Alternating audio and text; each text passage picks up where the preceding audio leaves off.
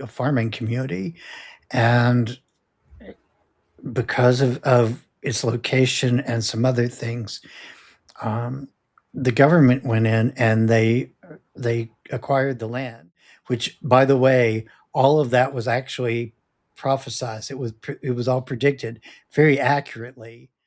I won't go into his host story, but I will say that he had some kind of event happen. Now, the thing that really blows me away about everything he said, because he died in 1915, okay?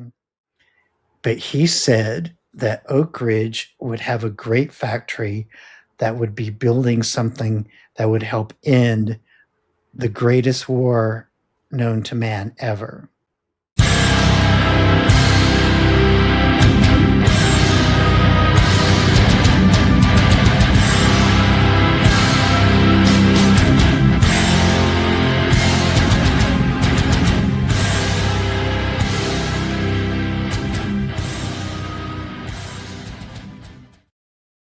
Welcome back to the Eye of Jupiter podcast. I'm your host, Tom Franklin. If this is your first time at the Eye of Jupiter, please do me a favor, like and subscribe, hit that bell notification so you don't miss any of your favorite episodes, guests, crazy stories, encounters, or interesting ways of thinking. If you have been subscribed, thank you very much. Please do me a favor and check and see if you still are subscribed. YouTube does like to mess around with the algorithm, especially when I think we're getting, I am here in southern Mexico. There's a thunderstorm right outside right now, so you're going to hear some really interesting sounds. Kind of fits with the forest motif I got behind me. So all links in the description below. You can find anything. We have merchandise. You can go and connect me on email. That is the Eye of Jupiter podcast at gmail.com. If you want to be on the show and talk with me, you have an encounter, you have something you want to discuss, anything out of the ordinary, anything unusual, anything that's really interesting, I'll have you on, that's for sure. So I changed my intro a little bit today because this next guest, you guys know him. He's one of my best friends, man. He's fantastic. He's been with me through thick and thin from the beginning of his show. I've been with him from the beginning of his show, formerly known as the Magical Journey podcast, now known as Backwoods Signal. He is none other than the abominable, or whatever that word is, Mr. Daniel Ian Cahoon. What's up, buddy? Hey, how are you Is that right? doing? Is it abominable or abominable? I think abominable would be like a snowman. Yeah, and what's the word I'm looking for? Abnormal? No, not that. Definitely not that. I mean, you're not wrong. Wow. Oh, wow. We're having some really big thunder boomies, man. It was a really big one. So it's going to be a fun one, guys. It's really good. All right. We got a nice little background sounds going on. So this one's going to be a lot of fun. So, man, how's it been? How are you? What's going on? So, it's been busy. I ain't going to lie. Between work and the podcast, the rebranding, I know some people are like, really, you're doing this again? But honestly, the rebranding came mostly because I was getting a lot of people telling me, hey, when I try to find all your stuff online, I'm kind of lazy. I don't put in the whole Magical Journey podcast Between Worlds. I don't put all that stuff in. Sometimes I just put in Magical Journey and I get this whole list of everything but your stuff. And I'm like, that's because when I rebranded to Between Worlds, it was supposed to take care of all that, but I left out the fact that humanity is inevitably kind of lazy. Yeah, so, I understand. So I started thinking about it, and I was like, what if I was going to go in a completely different direction with the podcast as far as the branding goes? What would best fit what I do? Because the Magical Journey brand was something from a long time ago when I started doing social media, and I just carried it over thinking, hey, I've got the brand. Let's just keep it and go with it. Honestly, I started thinking about it. I finally punched in some really good stuff to ChatGPT telling it exactly what I was looking for, why I was looking for it. And Backwoods Signal was one of several uh, names Options, that yeah. came up. Yeah. And I was just Mhm. like, oh, wow. Okay. And then, of course, what's really interesting is I had already planned on relocating to the Cumberland Plateau area next year, Oh which wow, is, I didn't know that. Cool. yeah, yeah. Um, this is, it's kind of a need to move mixed in with a long time goal to be back in Appalachia. So moving in Appalachia, I decided, you know what, this is perfect. I can rename the podcast, rebrand the podcast, and repackage the way I'm doing it right now. Because what I've been doing worked for a while, and it worked good for a while. Having a new guest each week, um, covering topics and I'll still be doing that, but I'm looking at ways to innovate and change how I present some stuff because I'm doing more research now, and that's what I'm Yeah, about into. You you've know, always been. The thing is that ever since the beginning, you've always been, a person I would go to, a person of strength who comes from a different angle and perspective on things that I've always respected and always thought was very interesting. And you always said, "Tom, I always got your protection, buddy. I always got your back." And I always like, I was a little afraid. I'm like, "What does that mean?" Because I don't know. It's not, that's not what I do. right, right, But at the same time, you've always not only been an incredible podcaster, but at the same time, you've always been the kind of person who would just be like, you know, I look into this stuff. So like when I asked you to come on, we were scheduling this for about 2 weeks ahead, and I was like, okay, what about today? Because I think you said Fridays are best. I was like, well, maybe because I know you moved your show from Friday to mhm, Saturday, so I was like, okay, so maybe we can squeeze one in today, only if possible. And I asked that because I know you like to get notes prepared, but also knowing you right. probably already had them prepared in case the inevitability of someone asking you to come on, and you were so gracious to do so. So, yeah, man, tell us like a little bit about yourself, dude. Why you do the show, and what kind of research you actually do. So I've always been, and for the most part, a researcher. Like since I was like 9, 10 years old, and people are like, "What kind of research were you doing at 9 or 10?" Well, a few months ago, years, decades ago, there was very little out there to research. We didn't have internet. You had to go to the bookstore to find a lot of stuff. There were occasionally articles in the newspaper to lead you places and so forth. But I started out just doing a lot of reading, watching a lot of the shows that everybody grew up with. Um, Leonard Nimoy and all of those great people that were doing some of the weird Robert paranormal Stack. kind of stuff. Robert Yeah, Stack. Is it yeah, Robert Stack? Unsolved Mysteries. Yeah, I love that yeah, show. yeah. And back in the day, that's kind of what we did for research. That and you know, listen when people would talk about some of the stories of strange stuff in their lives and so forth, and kind of get inquisitive about it. Well, what happened, that sort of thing. So that led to eventually investigating and doing um, a lot of paranormal and uh, UFO sighting investigation over time. So by my 20s, I was actually starting to get involved in putting uh, investigation into my portfolio, and over the years, it's just kind of escalated. And I was like, um, we've got this great media now to go out and be able to do podcasting. I saw one of your shows, and I was like, you know, I could do this. I could really do this.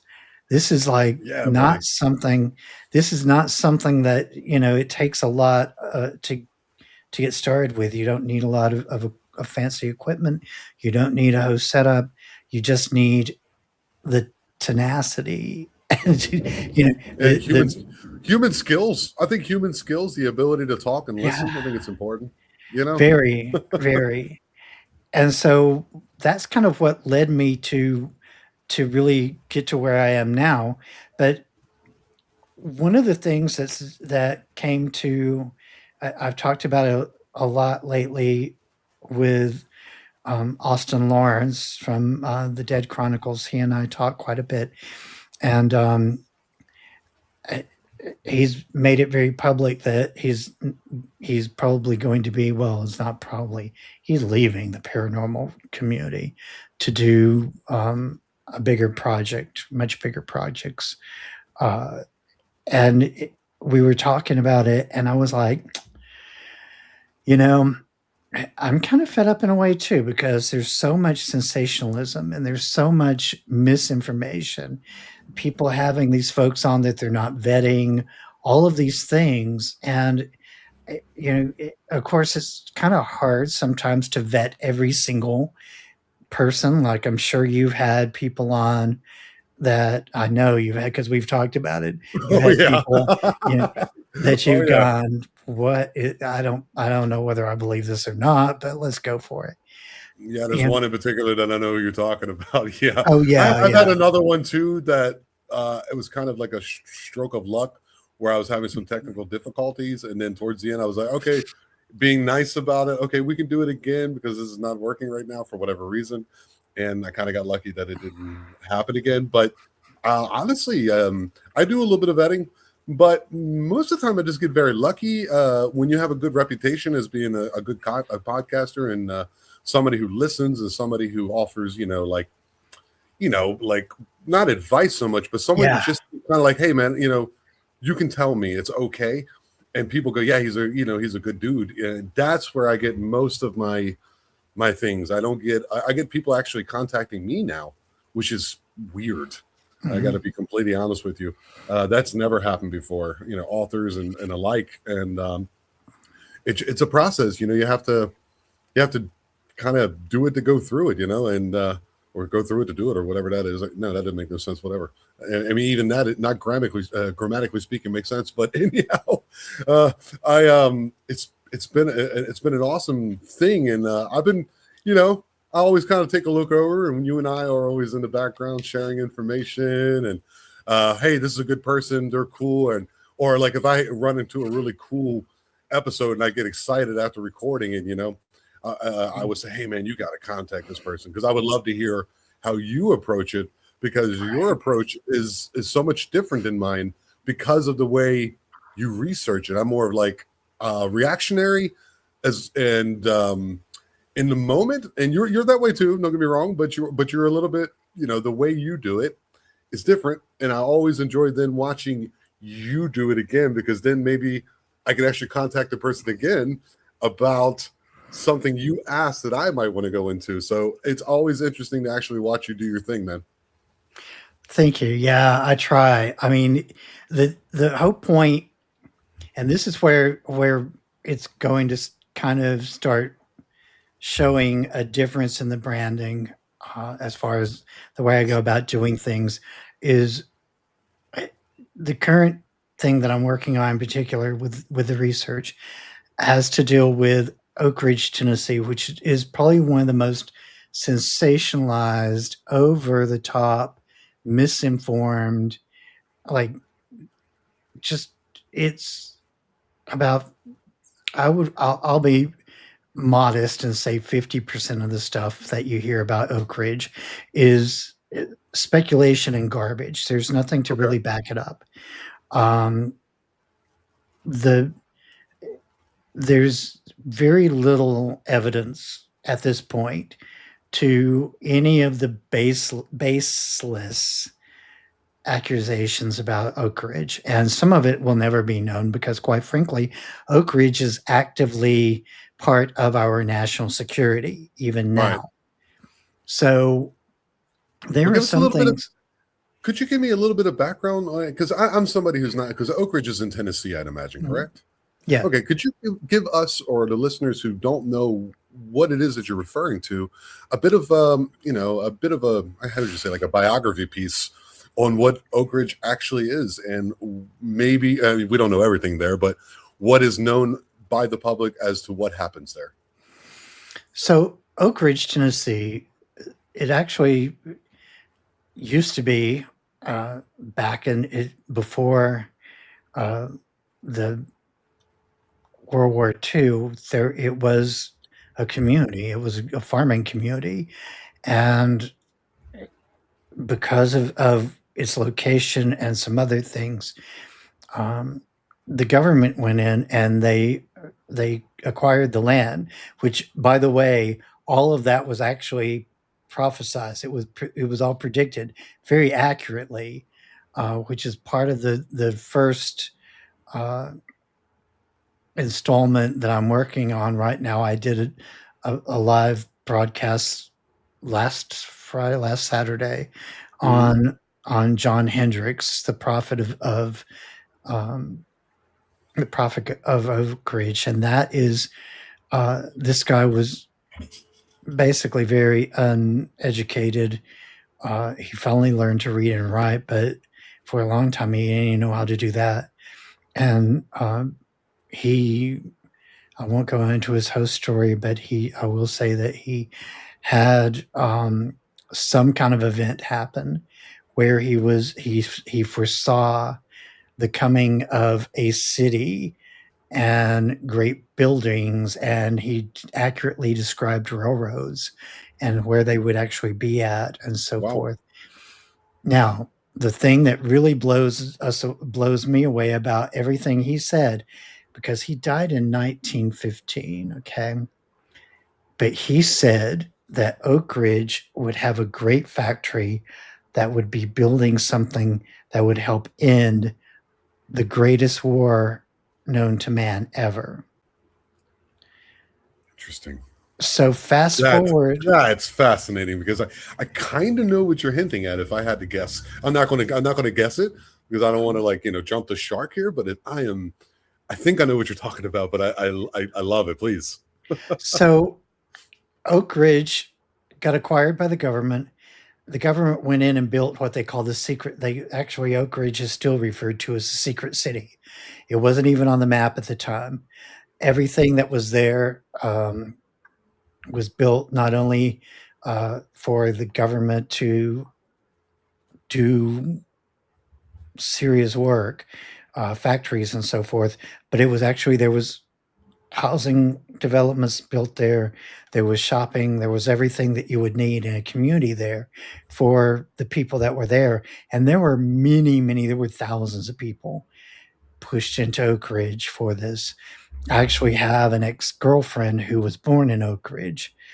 Her dad worked at I believe, the Y-12 facility at one time. He may have worked at K-25, but I think it was a Y-12. And what Oak Ridge was essentially created for, one of the things, was to build the components for the first bombs that were used to end World War II. So both Fat Boy and Little man. Little Man Hmm. was actually developed there in Oak Ridge. Uh, they also were responsible for using all the you know nasty stuff that went into it, not just building the components. So and today it's still a uranium enrichment and containing area, uh, but not only for the military but commercially they do things as well. So the whole creation of Oak Ridge has always been about national security, um, the nuclear deterrent weapons, and also the other thing that they do is to try to have some voice in the de-escalation of nuclear. It's true because we don't want to just create a world that we want to destroy. We want to create a world that we actually find some balance in, and that's kind of what they're trying to do. So, in the newest, well, not the newest, but the earlier releases from the War Department on the UFO files, there were two key pieces of documentation that mentioned Oak Ridge specifically in those files. And this is one of the areas that we definitely know because there's documentation on it as well as some video, from what I understand, that there was UAP, UFO activity in and around the area. We know that there is a semi-documented UFO abduction from the Clinch River area over by where the Y-12 facility is. There's certain things that we know as far as the UAP, UFO experience that have been documented there, that we do have some kind of proof that something kind of wonky went on there at one point. So the UFO UAP thing, that's something worth chasing and finding out what was it, what happened there. The thing that has become really traditional, though, with Oak Ridge in particular, is creating these scenarios where all of a sudden they're trying to open up portals, and and supposedly they have a collider there. Honestly, even if they do, we will never know for sure. But the stuff that they're working on there right now that we do know about is stuff that pushes the boundaries of science, where they work with dark matter and so forth like that. They're trying to experiment with dark matter and so forth. We do know that. But as far as having colliders and opening up portals and having people, one of the big podcasters out there from the area has made a comment before that he's met somebody who claims to be or was working in the facility, whose job was to unalive anything that comes through the portal. Again, there's no way of proving any of this. And so what I'm trying to do is to bring out the things that we can find documentation for, the things that we can actually speak on with some semblance of truth to it, and kind of dismiss some of the, like, there's rumors about Mothman being seen there and all kinds of crazy stuff. None of this is something that we've been able to document or find any positive proof on at this point. And here's where the problem is with the paranormal and supernatural community. I'm sorry, Daniel. Do you mind if I ask you a question? Are you going to actually maybe in your research, are you going to put in some Freedom of Information Act requests? I know you, bro. I know you. So this is a real question. We haven't talked about this at all, guys. Like when Daniel tells me things, he told me that he's got some things in the work. He did mention Oak Ridge, and I was like, yeah, man, I love that. I love when someone just sinks their teeth into something. And this is right up your alley. But I just want to know, is those cards on the table for you to do that? There will be times when I do some of that, because here's the thing. I think we also have a skewed version of what falls under what categories. Okay. I think, and don't get me wrong, I don't want to say that everything can be debunked, because I'm not there yet. I don't know. I'm in the beginning phases of trying to sort out all the messes, and that's where it gets kind of interesting. And yeah, I will definitely be working with some filing Freedom of Information Act. It's okay. We're gonna have to cut it right there. I think the water guys are here. Oh yeah. Hold on 1 second. God damn it. There he is. I told you.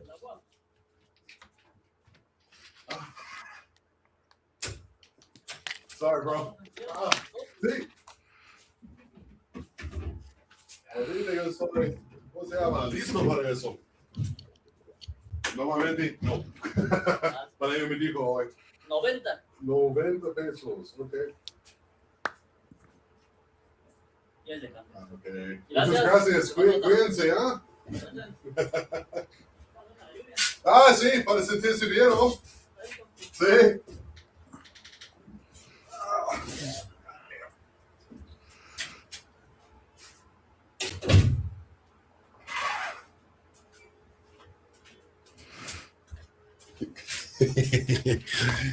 You know what? We're going to leave that in.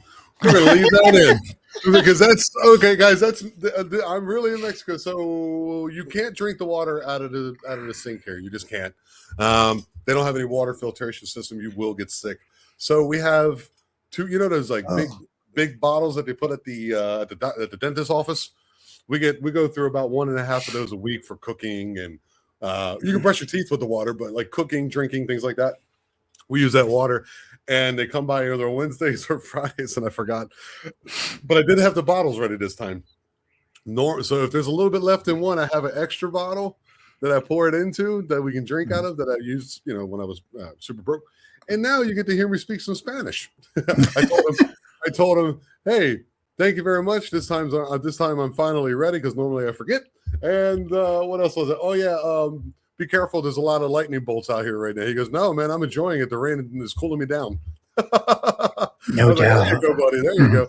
All right. So you're considering putting in freedom of information requests because of you're just, at the beginning phases of your research. You're planning on moving close or something of this nature to Appalachia. I don't know. Don't tell me where you're going, buddy. Because I don't want to know. Let's leave it a mystery. I will be coming to visit your ass one time. That's happening. Now I can do it. I will be doing it. Where are you going, Tom? I'm going to go see my buddy. I'm going to go crash at his house. All right, cool. All right, man. Please continue. That's just life. Yeah, that's real. We're going to keep that in there. Right. Yeah. So what we have essentially right now is a lot of sensationalism, a lot of things, and things that are not being talked about that are really important. Okay. Like John Hendrix, that story is very important, and even though it's really considered folklore by people in most circles, there's enough of oral tradition from his family and so forth. People who, because 1915 wasn't that long ago, it really wasn't. No. And so there's still enough of current oral tradition in the family to be able to find out from their side what they know about John's predictions and John's life and so forth, and get an idea of him. And actually, everything that I'm finding so far is very impressive. He even, you got to understand, the only planes that were in existence at the time of John's existence were made of wood and fabric. He talked about going, visiting the city in a metal craft that had a 200 and something foot wingspan before there was anything built like that. Yeah, I mean the Wright brothers were only 15? Was that 8 years earlier before his passing? So I mean, for him to even say that is it's quite interesting. I mean, there's actually quite a few people who said things like that, but we do have to be honest. You throw a lot of spaghetti against the wall, some of it's going to stick, but sometimes it's so spot on that it's a bit unnerving, if you know what I mean. Right. And several of his things were very spot on.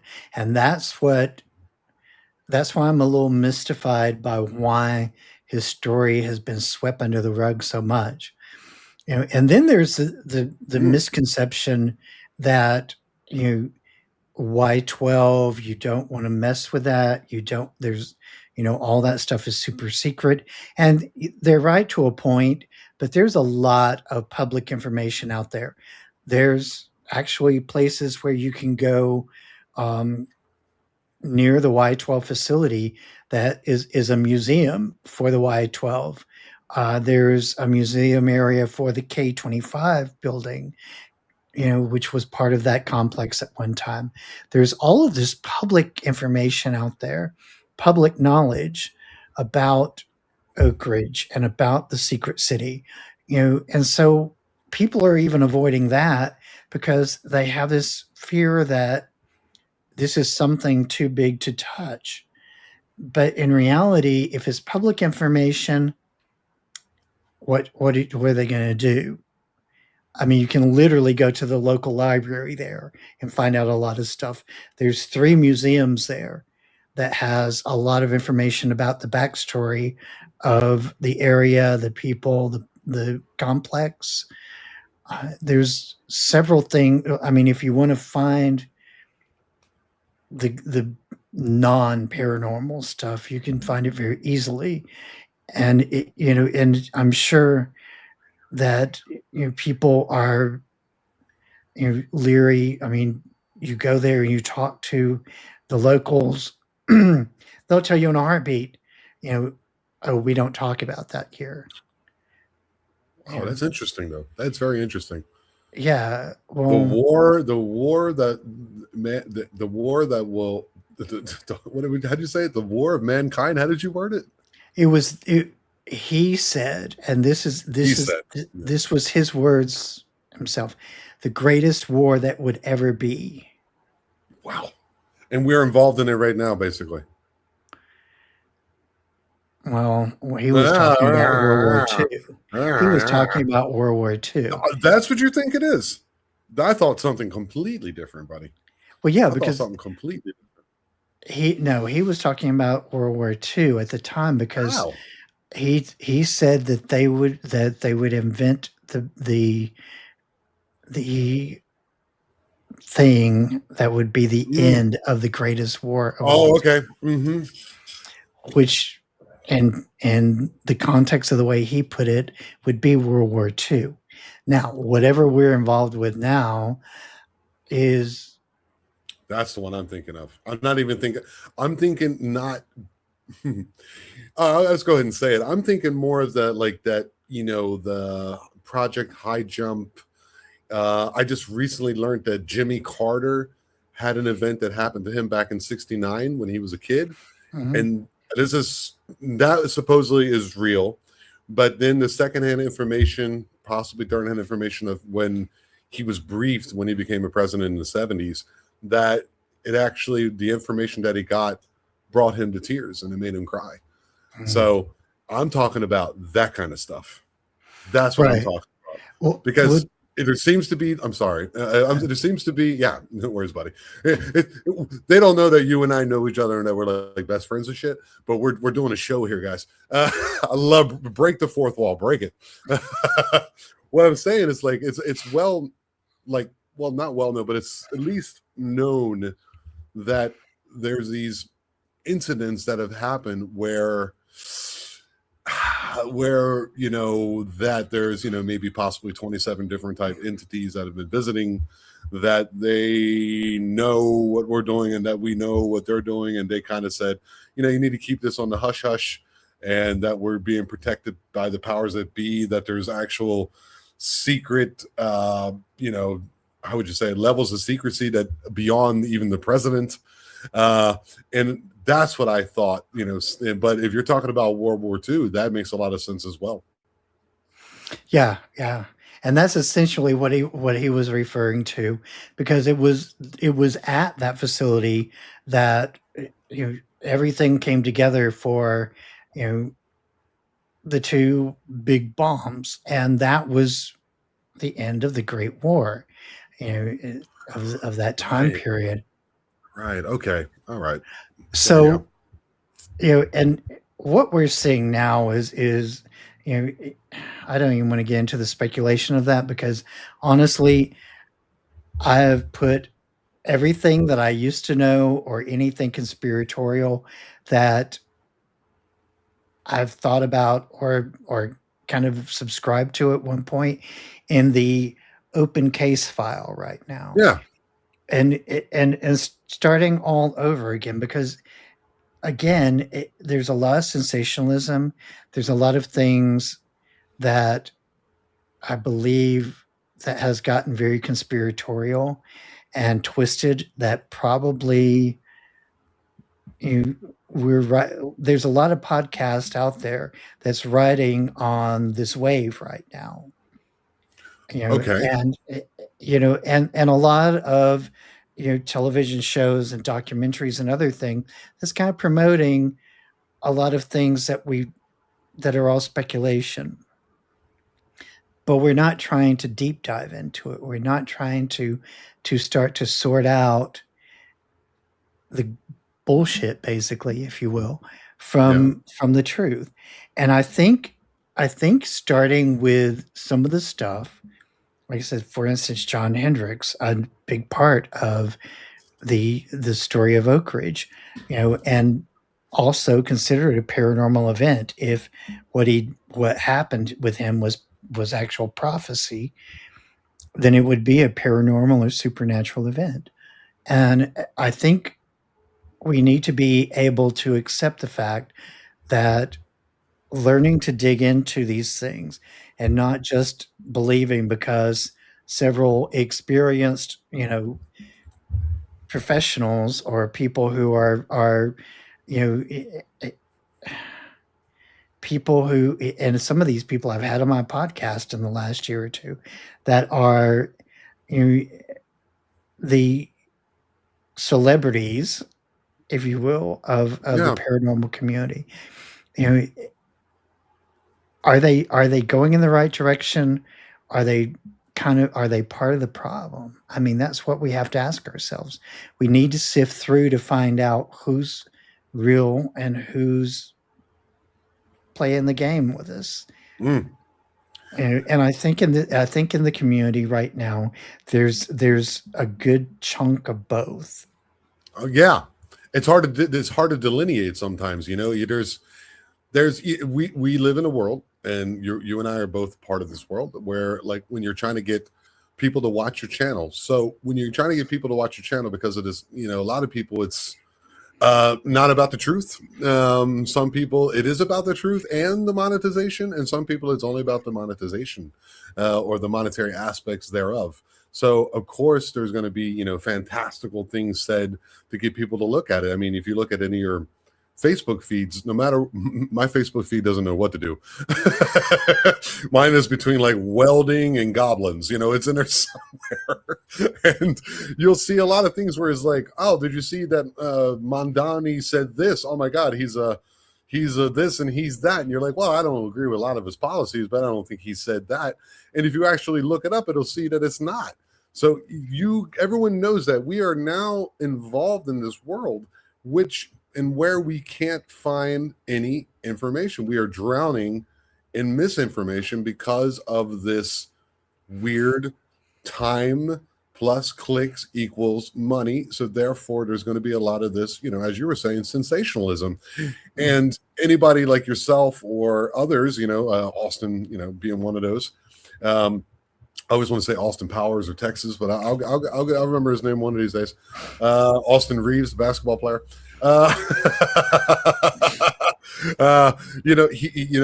When you are a person who says, I want to look at these things through the lens of, let's really try to know what we can know without, red carpet and fireworks and pretty colors and lights and scaring and all that stuff. It kind of gets pushed down in the algorithm because it's not something people click on. And we're all kind of guilty. We want people to click on it, but I always try to make it where it's like, look, you'll have some people who will come on and there's no through line, like right today, we're lucky. It's a through line. I'm probably going to name, like, the prophecies of Oak Ridge, something like that, something cool, where you can kind of look at it and then actually in the description talk about what it's going to be about. But then there's ones where they're all over the place because they really have a lot of information, have had a lot of experiences, and you're just like, oh man, I wish you could take one of these and just turn this part into an episode. And then there's ones that there's not much there, so you kind of have to. And I just let those go. I just kind of let this go. Like, is Cain the first vampire? I've never heard that before, but other people's like, I've heard this before, boring. Like, I don't know. I've never heard this before. This is new for me. But like I'm saying, it's a tricky thing to do. And Yeah. you can't just call people out. You kind of have to you have to tread some water, be open, because sometimes if you keep the doors open, other good things will come in. And if you shut the door, then you never know what you might miss. So I don't want to shut the door. I'd rather just kind of do my very best and vet the people. But yeah, someone like yourself, I know you're not going to BS me, dude. So that's what they're coming to see. Before we go to the father, man, let's go ahead and promote your show real quick. What is it called? What time is it on? And what can we expect from the show, man? So the show now is Backwoods Signal, and it's on a new day, new time. It's Saturday at 7 p.m. Central Time. I picked that mostly because a lot of my folks that watch the show statistically are men between the ages of 34 to 54. And apparently Saturday night is their time where they kind of wind down and start scrolling to look for things to watch. So, according to that, right, trying to reach your audience. I got you, man. Perfect time, according to all that. So, the thing with Backwoods Signal is it's not. Magical Journey didn't really end; it transcended, and all of this time, the journey was kind of going by foot, and we were hearing something in the background by everything, all the stuff. I was always hearing something in the background, something that was catching my attention, because it was there, but I couldn't quite figure out what it was I was really hearing. And then it finally occurred to me, like, all around us is the signal. All around us is that thing that is you along your journey. It's there. You hear it. You hear the static. You hear the noise. And with Backwoods Signal, we're actually we're transcending the magical journey and going into investigating what's between the static, what's the noise, what are the things, what's out there that's broadcasting and trying to transmit to us in the backwoods area, especially behind the tree line. Yes, sir. Especially being in like Tennessee. I know since you're from there, and I've known at least for the last 6 months to a year, you kept going, man, what is wrong? And I've noticed that too. You remember when I first started out, you started watching me, I kept getting all these people from Tennessee going, and then I got, and you were one of them, right? And then I had you on, we started talking about, rocks and crystals and witchcraft and things that you delved into a little bit and know a little bit about that have enriched your life and things. But it kept this time and time again, this Tennessee, whether it's the LBL, whether it's the Smoky Mountains and the Sasquatch activity out there, all the haunting areas. It's just it's interesting that the things you enjoy in life seem to coincide with where you're actually from. And I think that the new name and the branding is a wonderful thing, and it's actually very fitting. So congratulations to you, buddy. Thank you. Well, and to be honest with you, if you look at it from a standpoint of trying to reason it out, you've got the 33rd parallel runs somewhere not too terribly far from North Alabama. It's like Huntsville is about 109 miles north of the 33rd parallel. So you've got the 33rd parallel below us. You've got the 37th parallel that is above us. So all of this area is considered kind of the paranormal highway by a lot of people, especially the 37th parallel is literally considered that. They call it the paranormal highway. So you've got this area that's between the two major parallels that seem to attract a lot of weirdness. You've also got a situation where you've got Mount Shasta, Sedona, both high, very strong vortex areas. And then you've got our area here, close by here, which is the Asheville area, which is also a very strong vortex area. When you look at these three spots on the map, they start to form a triangle. Oh, So I refer to that as the vortex triangle because that's exactly what it is. If you stand somewhere in any of these areas of the vortex power sources, you know that there's some energy there. You know there's something going on. At the very yeah. top of that triangle is Asheville. Not to mention, dude, you got all the mound building in eastern Mhm. Tennessee along the. What people don't realize is that they think when it comes to pyramids and things like that, that's you have Egypt, of course, and you have Hendrik Pandan, whatever the hell the name of that one is in Indonesia, which is ridiculous. But they don't ever think about North America. They'll think about, of course, like where I am, where it's the Mayans and the Aztecs and the Olmecs, which are just fascinating. But in the whole Mississippi River Valley, there is a whole bunch of mounds that were intentionally covered up. Mhm. You're not that far from Ohio with this with the what's it called, the snake. What's the name of that one again, buddy? You probably the snake, whatever that one is. Whatever. You're I gotta talking put you on about the spot. are you talking Snake about the mound. mound? Yeah. Serpent mound.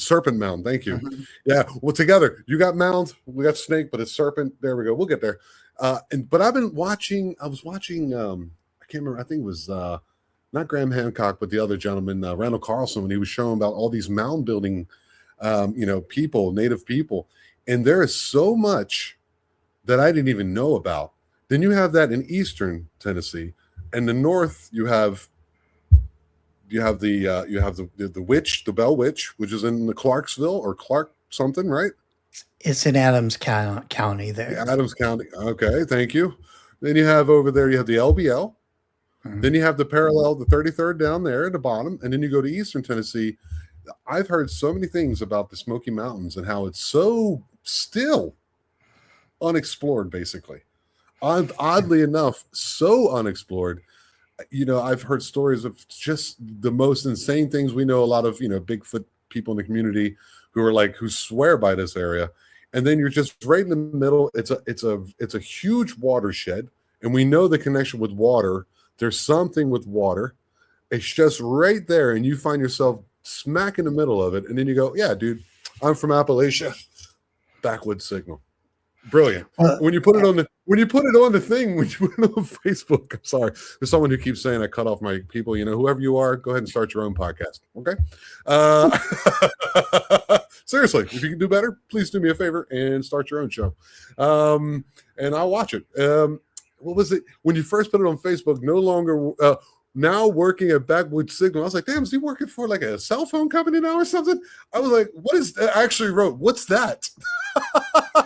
And then later I see no longer works at I was like, oh, okay. I got it. Yeah. Sorry, man. It was just funny, a little to do there. Please right. continue. This area If you though, can. there's right. This area, there's a lot going on here as far as that particular thing goes. It's interesting you mentioned Ohio because what I call I've got 4 zones I've broke up the country into right now, possibly a Ooh. 5th one that I'll be working on. Um, this is I call this zone 1, which starts with Ohio, goes down to West Virginia, North and South Carolina. Virginia itself could possibly fit in there. Uh, Georgia, North Alabama, Tennessee, and Kentucky. Those are all in what I call zone 1. And zone 1 in particular is important because not only is it between the two parallels there, but it's also right falls, you've got Asheville falling right in there. The crown of the pentacle, or the not the pentacle, but the triangle, the vortex triangle. There's a reason why Asheville is very compelling to people, and it's that energy there. Now let's talk about a little bit about the more tangible stuff. Okay, Okay. so this area is really high intense with quartz crystal. You've got calcite is here. Different types of opals can be found here. Uh, Iron, obviously, with the LBL, it was actually iron, and hematite was part of the mining process there in the LBL at one time. There's several different, and gold is found in this area. Uh, there's also uh, right there where Asheville is. Uh, there's another, and it totally is dropping in my mind right now where what it is. Um, Lithium. I think lithium is the Shout out to Nirvana. yeah, yeah. Um, I think that is one of the things that's over there in that area. So there's a lot of stuff mineral wise in these areas. Of course, a lot of the podcasters and the researchers and investigators talk about the high concentration of crystal, because quartz crystal is kind of the king of crystals. It's definitely used for its electrical energy and so forth like that. As a conductor, it's a lot of things. So that's definitely at the top of their list. Amethyst is also something that's found in some areas around here, which is kind of a byproduct of quartz, and I'm quite sure smoky quartz can be added into that. So a lot of the crystal family can be found in these areas. Of course, Tennessee, West Tennessee, East Tennessee, all of Tennessee is just waterways, lots of water found here. When you get into this area, you've got a lot of from central Tennessee all the way into to eastern Tennessee. Obviously, you've got a lot of wooded area, a lot of trees, a lot of mountains. So earthy. It's very earthy. It's very organic. There's a lot here when it comes to that. And of course, the Smoky Mountains is notorious for strange cloud formations and so forth, because Mm-hmm. between the mountains themselves, the way that the wind shifts there, the weather patterns and so forth, it just creates some crazy phenomena in the skies there from time to time. So you've got a lot of things going on there that just come together and seem to form a perfect storm of Yeah. an area that, if you were going to say these are the things that you tangibly can look at and say high strangeness could be a possibility for this area, you've got all of this going on there. Location, location, location. Oh yeah. So the paranormal real estate, that's your next, that's what you need when once you're done with, whatever you're doing, like, work wise, you can become, hi, I'm Daniel Ian Cahoon. I am a real estate agent from Paranormal Real Estate. It's about location, location, location. Here's a nice little haunted house right here if you want to go in and check it out. Right, right. And that's one of the things too that I think is very important for us to understand.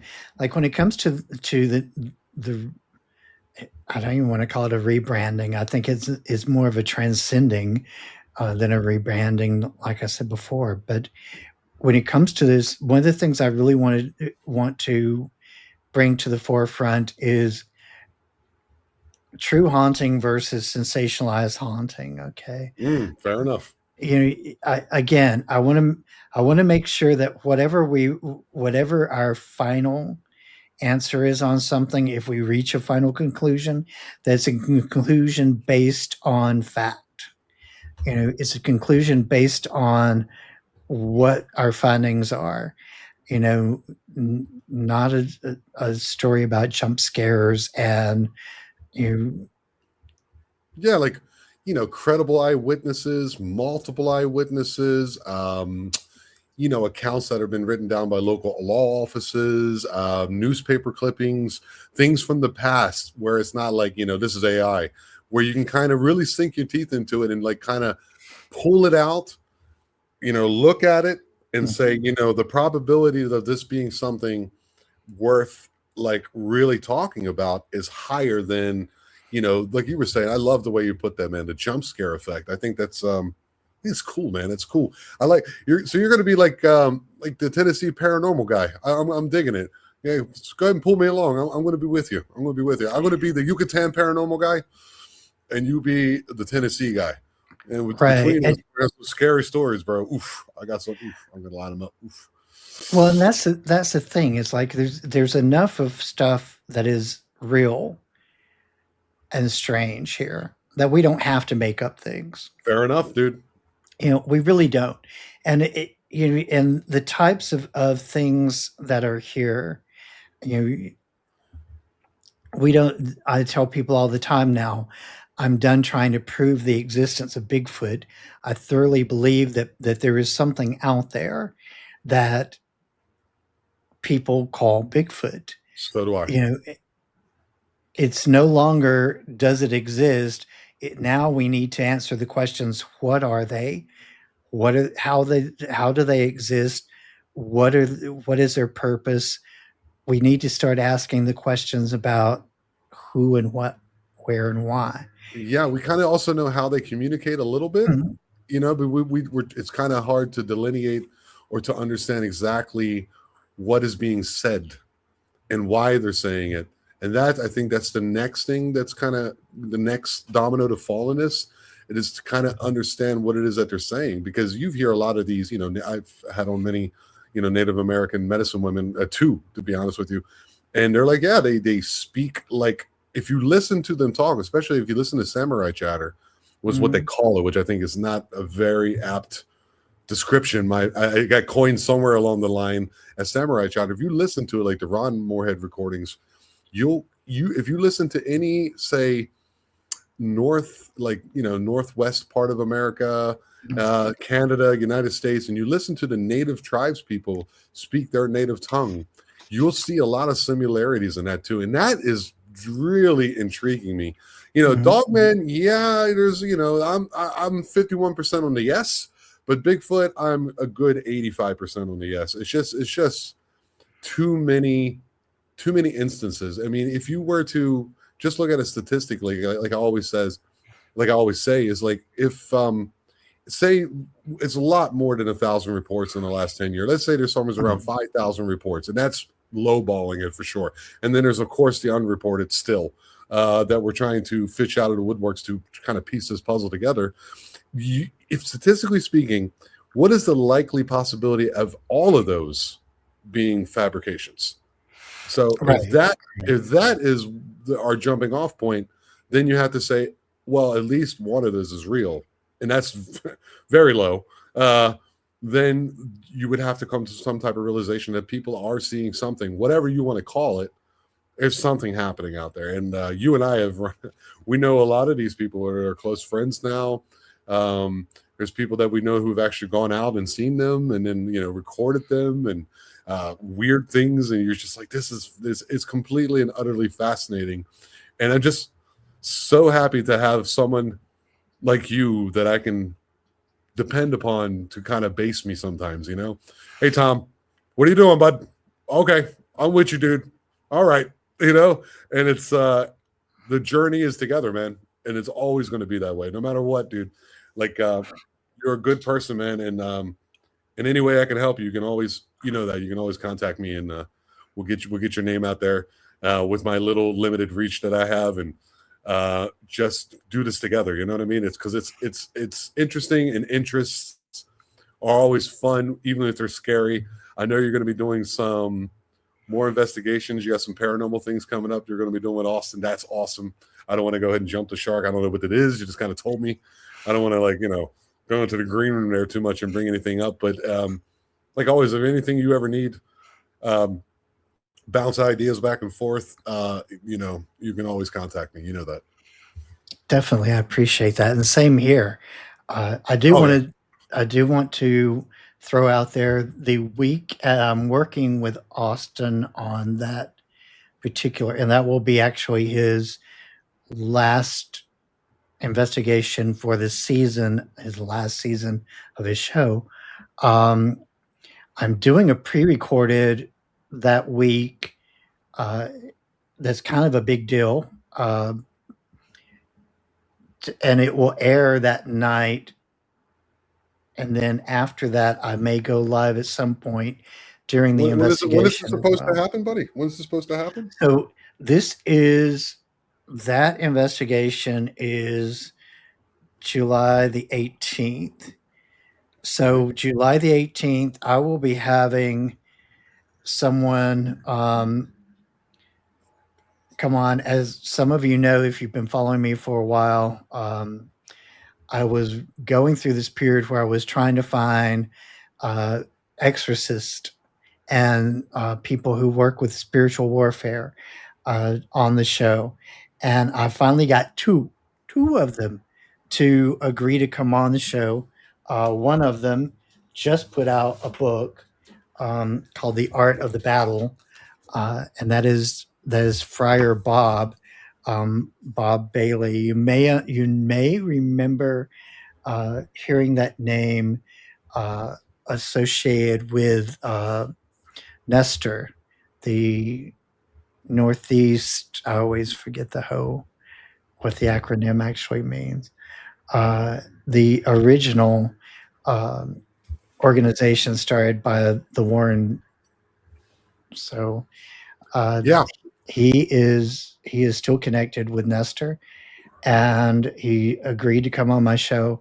I had to reschedule it to do a record instead of a live because we're doing the thing that night too, and he was very excited about doing the show with me one way Okay. or the other. So when are you going to do the live, man? Because I'm asking because that way people can see this as a preface to your live, and then maybe the people can actually go to your channel. So my current, of course, I won't Plan. know until we're actually there. Right. My current plan is that the pre-record will start at 7 o'clock Central Time and go to 8 ish. I'm going to try not to make it over an hour. And it's on the Um, 18th, correct? yes, Okay, and so then it'll be released that day. yes, Okay, cool. that will Cool. go on as a premiere that day, Okay, and cool. So I'm then going to release this one on the 14th. That way it gives people a little bit that way, you know what I'm saying? Because I'll just move you forward in the thing and my thank release you. dates. Yeah, dude, come on. And the one that I've already have in the bank, I'll just bump him back 1 month. One week is not a big deal. That way people can actually line up over there. So please go ahead and tell everybody when they will see this again. The 18th. What's the name of your channel and when will it be released, man? So we're talking. The pre-record will be dropped on at 7 o'clock Central Time on July 18th. That is with Father Bob Bailey. There's the potential then for right after that ends to be able to go live during the investigation at Red Ooh. Boiling Springs. Ooh. So if because there's several groups that are making one big group out of this. If that plays out, then I should go live right after that. If not, it'll be sometime later in the evening, but hit that like bell on my channel Yeah. and So, you'll get a notification right away. all right, man.